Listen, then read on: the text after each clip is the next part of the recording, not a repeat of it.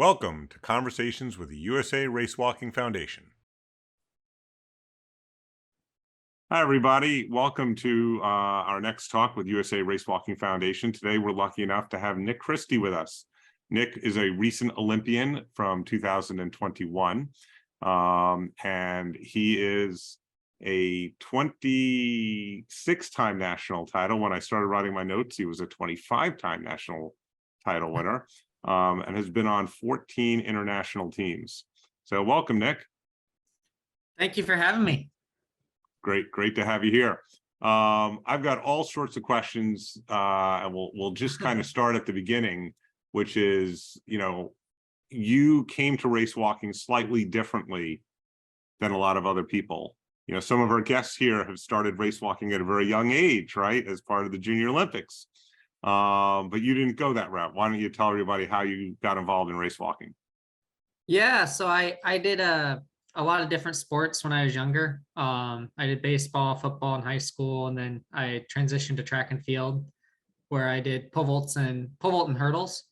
And once I met my pole vault coach, he convinced me to go to a community college, and then I ended up on a list of potential cross-country runners, and Tim Seaman, two-time Olympian, was coaching the cross-country team, and he needed a seventh guy on the team, so he was calling everybody on his list. And he conned me into race walking once cross-country season was over. So I started, and then kind of dragged my feet for like 6 months or so, and then haven't looked back since then. Awesome. Do you ever miss picking up the pole and vaulting? I've actually gone and I've jumped a couple times at like some summer meets. Don't tell anyone. I have not. I'll hurdle sometimes when I'm like just at the track and there's hurdles out, but yeah, I don't get an opportunity to pole vault too much, but I'm pretty good with my steps. So like I would do like a 7-step, and I can hit that like almost dead on, even with 10 years off.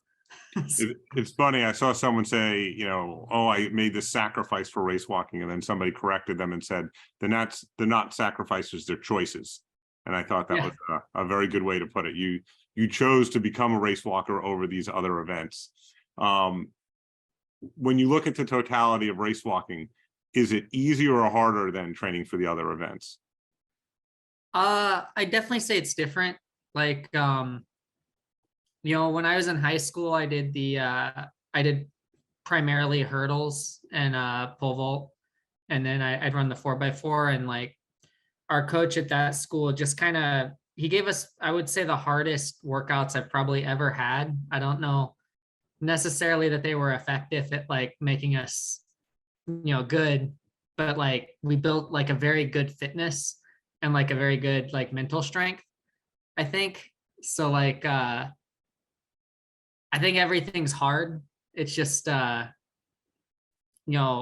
you start doing it at a specific level, it's difficult, and it's going to be difficult whether you're doing any sport or anything at an Olympic level is going to be an incredible amount of work for sure.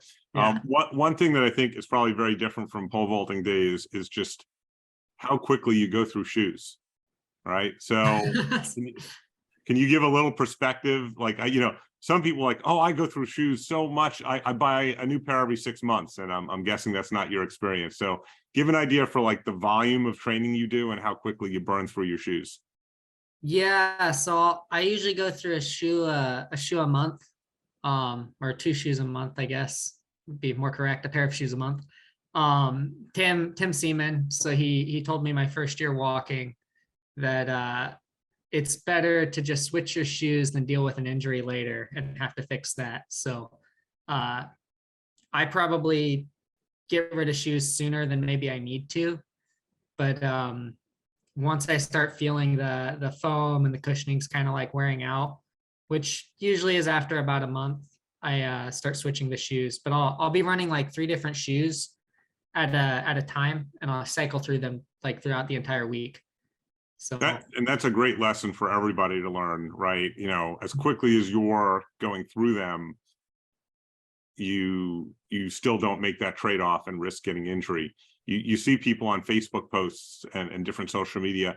Oh, I'm going to shoe goo. I don't think there's shoe goo anymore, but the olden days, you put shoe goo on and you tried to get every last mile out of your shoes, and that's not the contest you want to be winning. The contest you want to win is at the Olympic trials and the Olympic Games and finishing in these great positions. People often say, race walking is a little odd or whatever. I like to say it's different. But are there any odd habits or anything that you do that other people might think are strange because you're race walking? I don't think so. I mean, maybe I've been in it too long, so I don't know. I'm like, most of the people I'm with are all race walkers, 90% of the time. So I'm not sure it'd be any different than anyone training it, in sport. All right, let me ask the question differently, since you were on 15 minutes before everybody got here. And you were eating something I would not be eating for breakfast. You were refueling. And what was it that you were snacking on? Oh, I was just having some potatoes and eggs. Oh, those were okay. It looked like bacon to me. Oh, I had some bacon too. Yeah. Okay. Yeah. Well, so you wouldn't think like, a race walker is going to be chomping down on bacon right after a race, right? Or after a workout.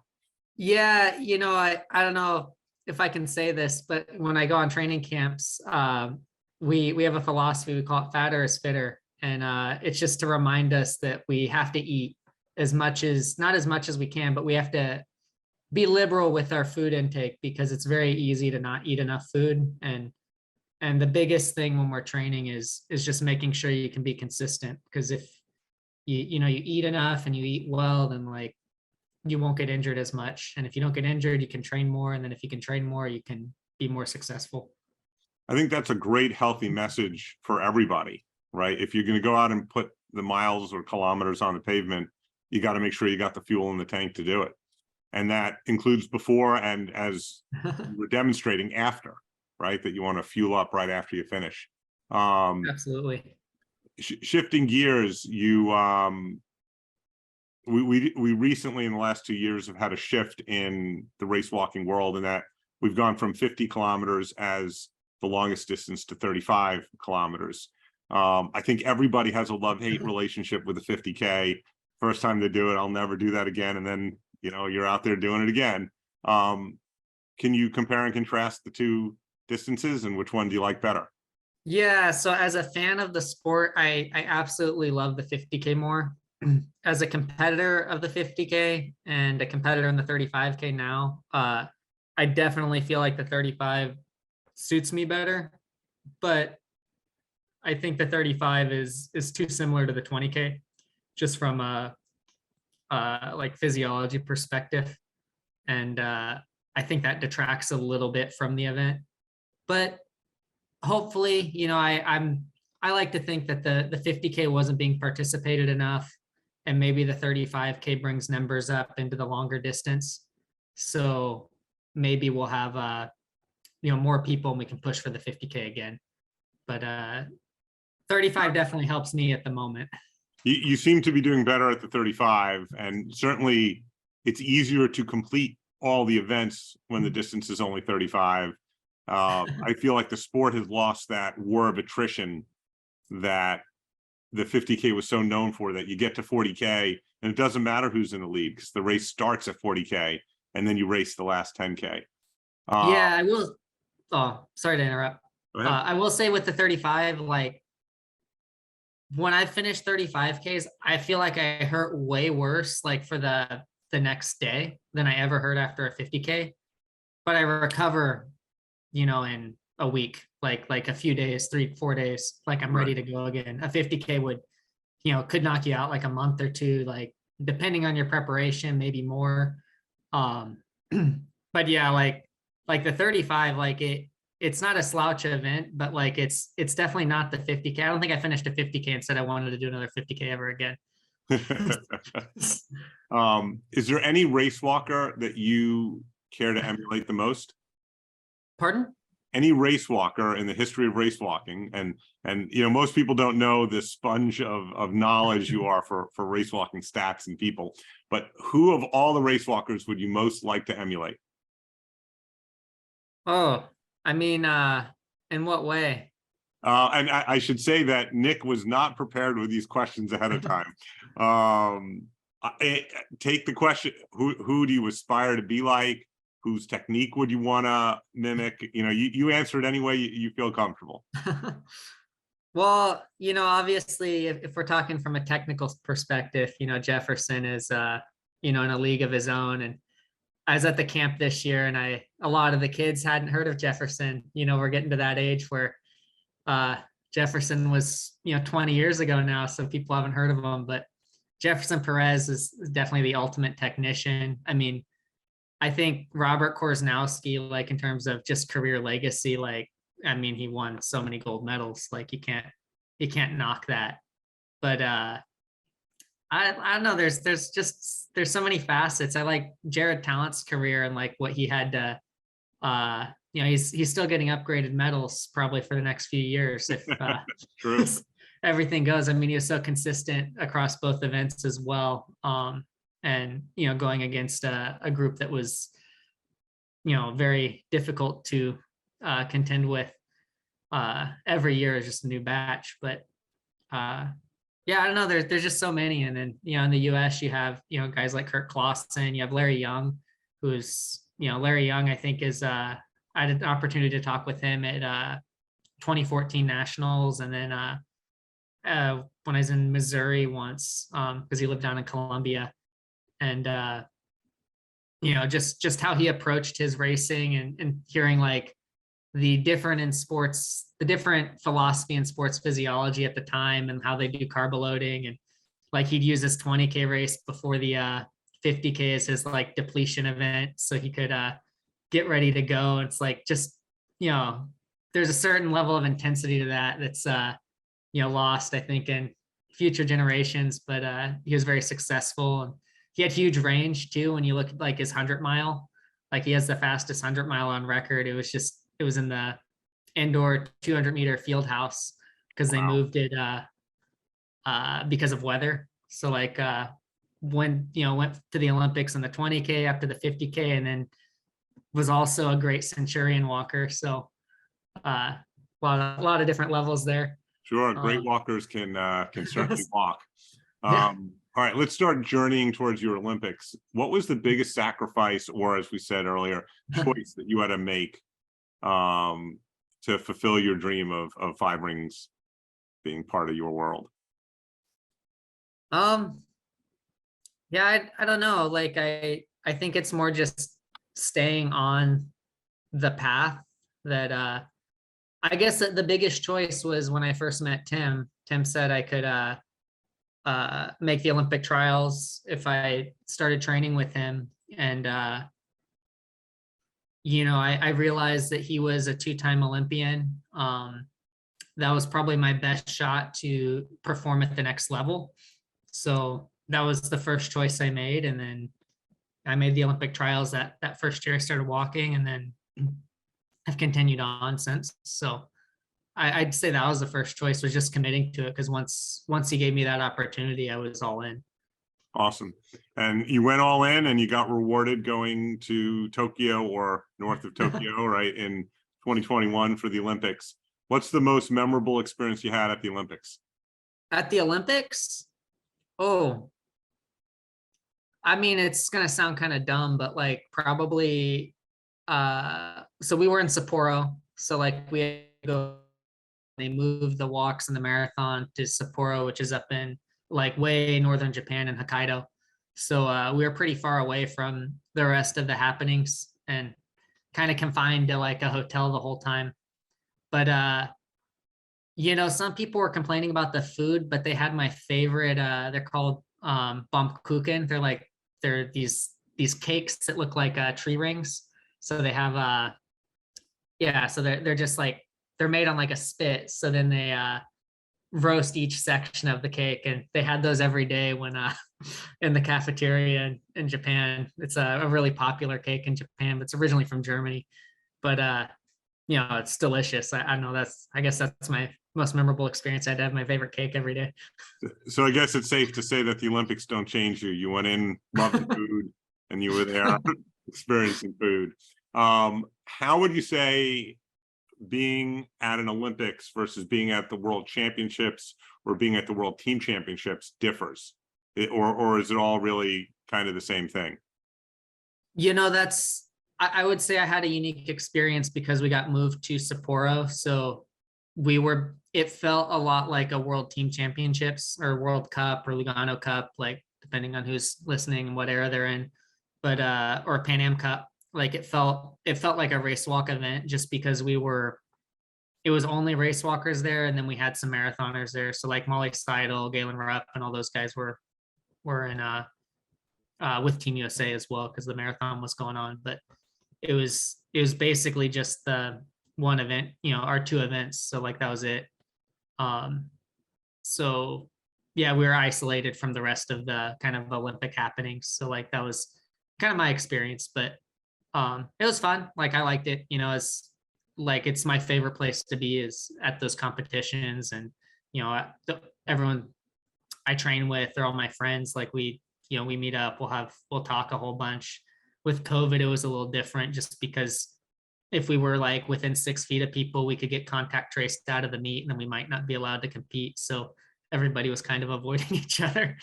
Yeah, so like your Olympics were definitely very different, right, than everybody else's.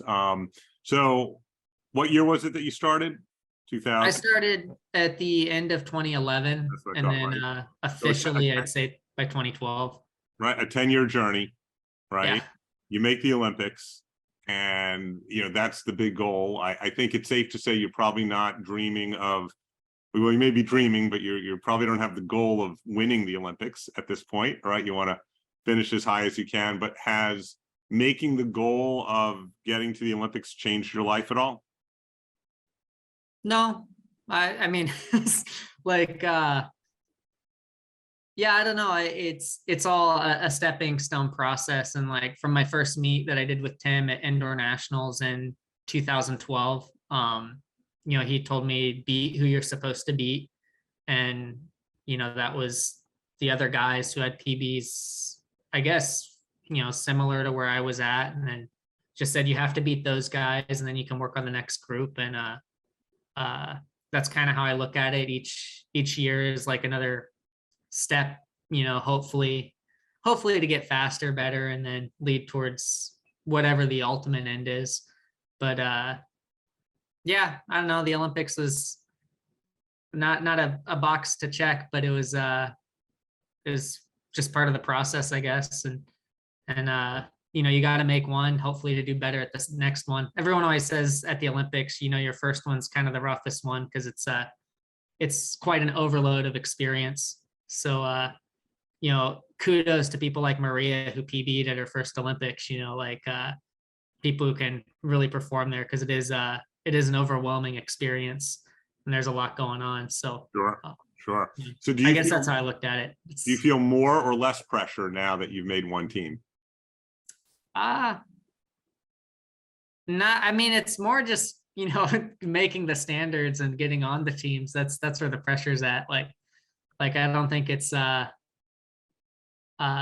think it's each year's in a vacuum, like, I don't know. I guess it feels easier because you've done it, like last year, like going into the Olympics, I was 60th out of 60. And then, to qualify, and then like going into world champs last year was like 48 out of 60, and then I finished 31st versus finishing 50 at the Olympics. So it's like each year is kind of like a process of improvement. So like it definitely feels easier once you make a team that you can make another one. Great. You pretty much do not participate in social media, correct? No, I have like Twitter where I basically just follow sports physiologists and try to get the research papers for free when they post them, but that's it. I don't even tweet or anything, so like it's just purely stick to business. Yeah, purely just to read stuff. Fair enough. What do you think about the idea of a relay or dual race coming up in the future? Do you think that's good for the sport, bad for the sport? I'm excited for it because I think, I've heard complaints and I think they're reasonable from different groups, but I think it forces countries to try to develop, both men and women. Like I think as a sport, we've, had the ability to neglect women, at least in one event since the beginning of the sport, right? Because we haven't had a women's 50K. And, if the 35K was a path to get women extra events, I think that was a fair sacrifice to get rid of the 50K. And then, having the team event that forces countries to now develop a man and a woman who can compete, and it's only one, like you just need one man and one woman to get on the team. So I think that's a good process. And I like it. I think it'll be fun. It'll be interesting to see how it goes at Pan Am Games. As far as I can tell, Pan Am Games is the first event where that's going to be debuted. So I'm really excited to compete there in the mixed 35. So like that'll be a ton of fun. Fantastic. Now I'm going to allude to in the future, UI and Katie Burnett are going to have a GOAT conversation about who the greatest of all time race walkers in the US were. But rumor has it that you're the GOAT of one particular aspect of race walking. Do you know where I'm going with this?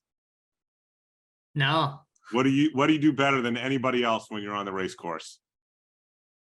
Oh, maybe throw up right now. There you go. So you carry that as a badge of honor? Do you look at it as something you need to work on, or both? Or tell us what the struggle is and how that might impact other people. I would say it absolutely should not happen, but like anything, if it does, you have to deal with it. So I've gotten very good at continuing my pace, or like, continuing to move forward, like post vomit or mid vomit. I guess it depends on what the day is. In the 50K, I struggled a bit, and then I came back in 2021, and I was trying to take in 100 grams per hour of carbohydrates, which is just a lot, like while you're working out, and doing that for like 3-hour sessions to try and get my stomach set. And then I don't know, I guess there are different factors of how it affects things, and you just try to talk to people who know more than you and resolve it. But the biggest thing is just continuing and not letting it stop your race, I guess. Have you ever had to apologize to somebody? Because so the US junior record for the 1 hour race is held by Alex Chavez right now, I believe.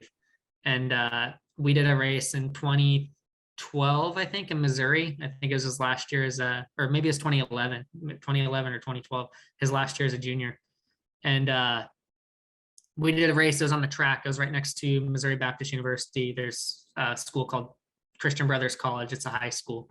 And we set up this 1 hour record attempt for Chavi, and we're walking next to each other. I'm helping pace him, I guess. And then we start going at it. And I started throwing up in the middle of that race, and Chavi was right behind me, and he was in the splash zone, like it's unfortunate for him, but I think he was kind of able to, pull some matrix moves and dodge it out. But it was, that track was covered in some vomit that day. So it does so make it like Mario Kart, I guess. So suffice to say, race walkers are tough cookies, right? Even if they don't keep their cookies.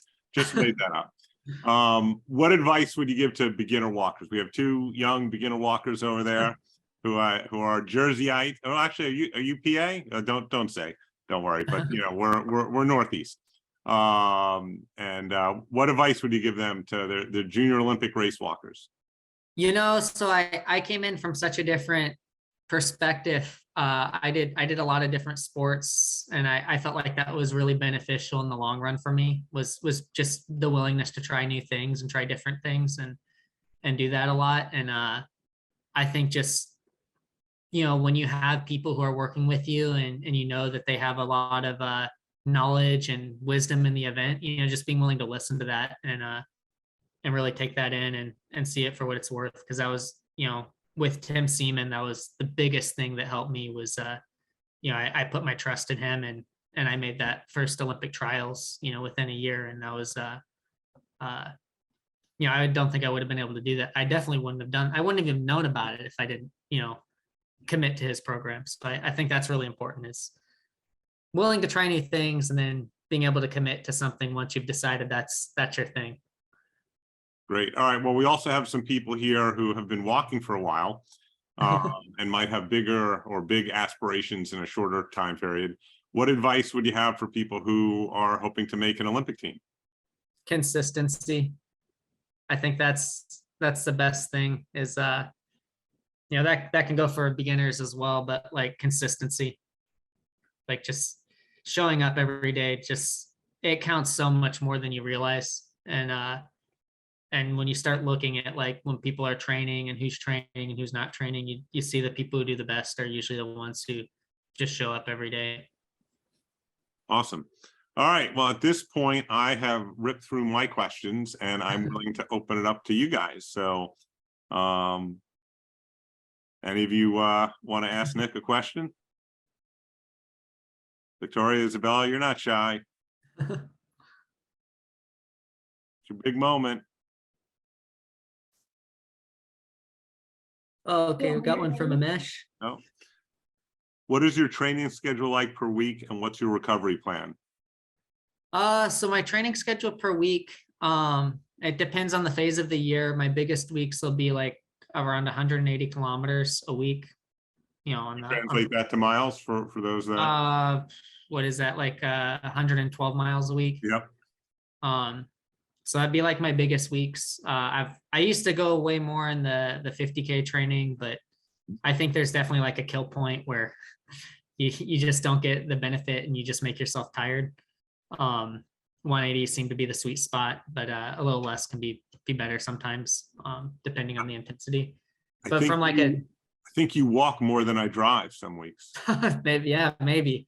But like if we went, through the week, like Monday, I would go maybe 12K easy in the morning, and then 6K or 6 to 8K like easy in the afternoon, just as another walk. I usually walk all my miles. I don't really run anything. The only cross training I do is on the bike, because I feel like the bike has a lot of recovery benefits, and it's low impact. So it's I enjoy it more too. So I was a sprinter in high school. I didn't really care to go run long distances, and then I started doing this. Then post workout or race recovery nutrition. As far as post workout or race recovery nutrition, what is your plan, especially considering the vomit situation? Do you typically replenish within 30 minutes to 1 hour post race or workout? Yeah, absolutely. So like I always carry food with me when I go to train. So I always have like a banana, like some fruit snacks, some protein bar, like just so I have something with me as soon as I finish. I mean, it could be a candy bar too, depending on what the session is, but I always have food with me. And then I drink a lot of water. So like I'm always staying hydrated. I think that helps a lot with, just keeping the muscles pliable. I do a lot of like self massage. I use like Graston tools, but they're not Graston. They're like wash off. You look it up on Amazon. They're like way cheaper, and it's the same thing. But it's I use a lot of those just to help, muscle scraping and kind of muscle massage. So I do a lot of like just self massage. I take, warm baths. I like when I have access to it. I love the sauna.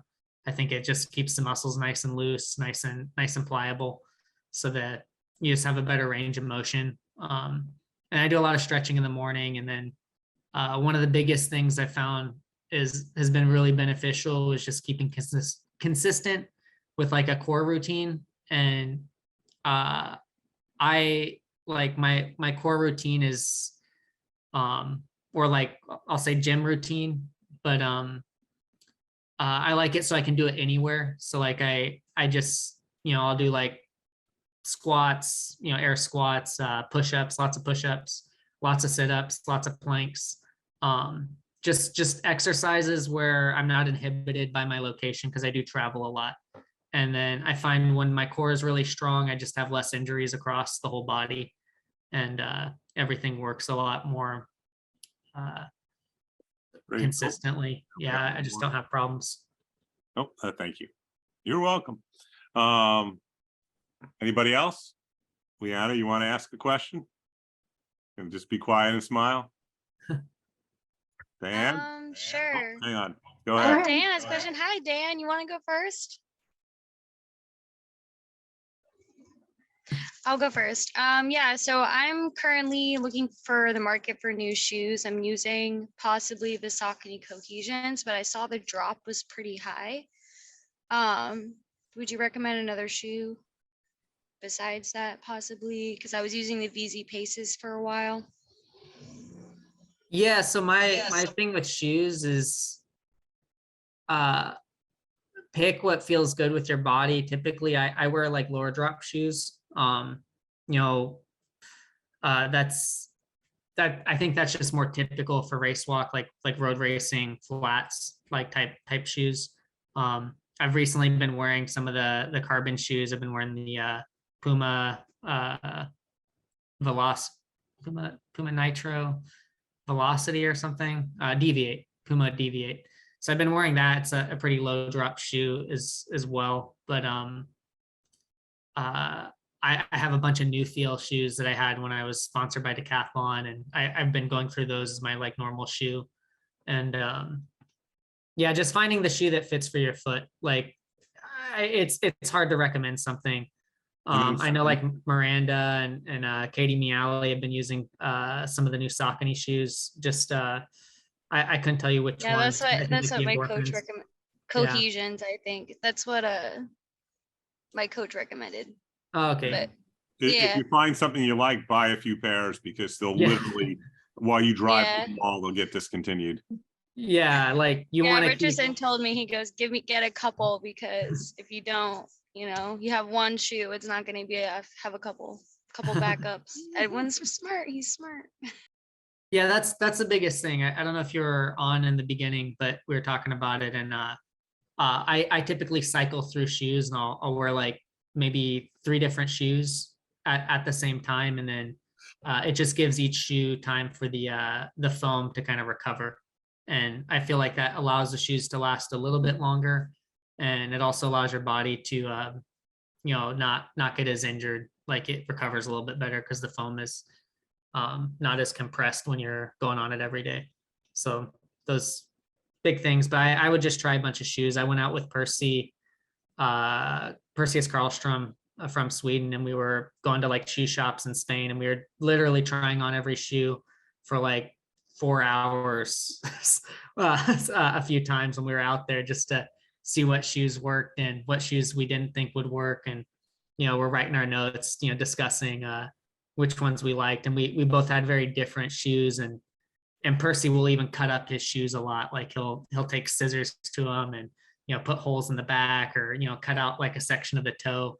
So I don't like to do that. So I just like a shoe that works, like out of the box.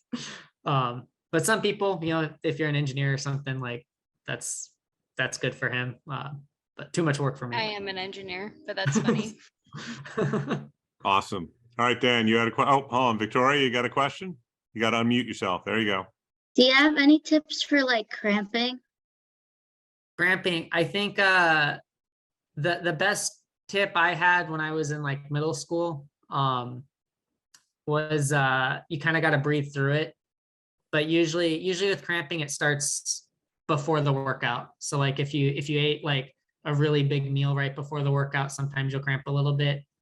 But the best way to like not cramp is you kind of train it. So like that's what a lot of people told me was you got to get your stomach used to being full, and with the 50K, that was a big thing where we would just consume a lot of food when we were racing.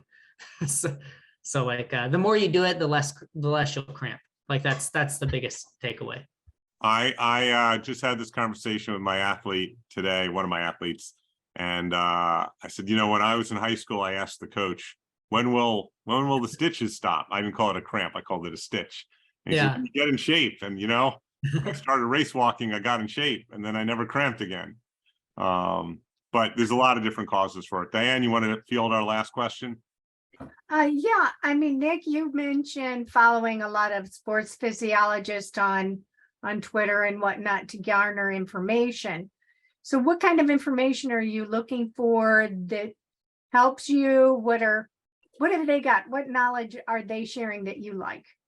I mean, everything. Like it's just, you know, just seeing what they're reposting and seeing what they, you know, what's being published and who they're recommending. Like it could be something where it's are ice baths effective, and then it's just a research about ice baths, or is maybe it's using specific or oxygen post workout to like measure recovery, and then yeah, just different. Have you or tried like them? Have you tried those? some stuff, yeah. Like I mean, I'll say like with the ice bath, I never liked taking ice baths, so like you know, I've like heat, like that's, I feel like that works better for me. And you know, it felt nice when I'd read that the ice baths weren't the best recovery modality. But I yeah, have to butt in though. It does make the coach feel better when, you know, he pours the ice into the bath. And you could ask John Nunn about that one time, but there was the guest bathroom became the ice bathroom. I think, you know, the biggest part is building mental like grit. I think that's what you get out of like stuff like that is, and then like shared camaraderie. Like when I was in high school, like I said, our coach gave us like insane workouts, insane training programs and stuff. And you know, he said, I want you to be like Spartans. I don't really care if you're runners or something, you know. And it was like, oh, okay, like that's what we're doing. But we had a lot of unity, and a lot of those people, you know, we became good guys, friends. I gotta pause you. Oh no, I did record it. Sorry. I just had this horrible feeling like I didn't record it, but I'm just having a senior moment. Sorry, I just looked down. It's like it's recording. I'm like, oh, come on. I interrupted you. Sorry. Oh yeah. I just sometimes that little like shared suffering is you know, it's good, but obviously in the correct and appropriate doses. Awesome. Well, I want to thank I have one more question. Oh, go ahead. Sure. Yay. Oh, You can go, and then we'll get a mesh after. It's fine.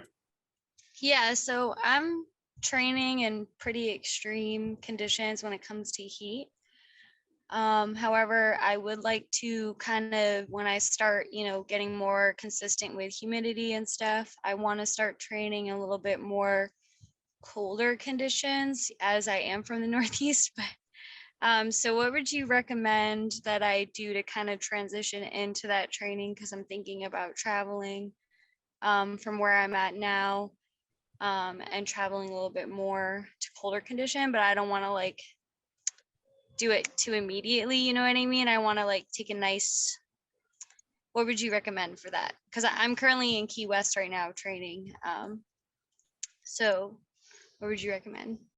Oh yeah, so for heat and humidity, you know, when we do like training camps in Mexico, like we like to go to Zihuatanejo. Just it's beautiful. The beaches are warm, you know, like going to be similar to Florida.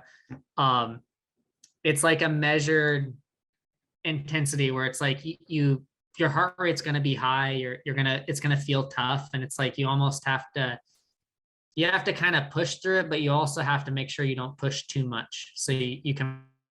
So like what we always like to do is we like to, you know, do post workout cooling. So we jump into like the ocean, or we always had a pool that was like, when we go down there, we always have a pool that's like way cooler. So it's so we can jump into that after our workouts, and that helps like with the recovery. Because and then hydration after like harder sessions and like hot and humid places. And the best part is like as soon as you start going to like a cooler climate, your VO2 max will increase. Like you're just able to like work out harder, like just because you're in a cooler spot. So like you don't need to do any adjustment to go to the cold, other than maybe put on more clothes. But the heat, you have to be careful, because it's very easy to overdo it, because the heat is like a big factor. So like that's a very personal thing, and making sure you're not going too hard, but like there is a level I find with walking where you can go too slow, and the technique isn't the same. So like you have to be able to make sure you're walking how you walk, and not sacrificing too much, but you need to make sure you recover. As long as you can recover, then you can keep kind of doing what you're doing, but make sure you take easy days. Would you recommend? Oh yeah, I am. Like I did for 2 days in a row, because the heat and the wind where I'm at is a lot. Would you recommend honeycomb or noon for hydration? I'd say whatever works with your stomach. That's like the biggest thing. I use Gatorade just because it's like I know I can get it anywhere, and it's pretty simple. So like Yeah. I do throw up sometimes, but when I'm not, like it is what I'm using, and it's accessible. So that's what I look for. Other people use like Martine or some other more like specific stuff. Everybody uses something different. It's what works for your body. So I try a bunch of different things and see what feels good. And the rule of thumb is don't try anything new race day, practice with it, train with it, know that it's going to work for you. All right. Last question coming from Amesh. When it comes to strength training and ensuring your knees, hips, hip flexors and such remain strong, what is your routine? Do you recommend any specific workouts, especially for our younger or newer walkers? So I like to do a lot of like kind of like balancing stuff. So I do a lot of single leg. It's called the star excursion test if you look it up. And I just do a variation of that where I go through each range of motion in the star excursion test, and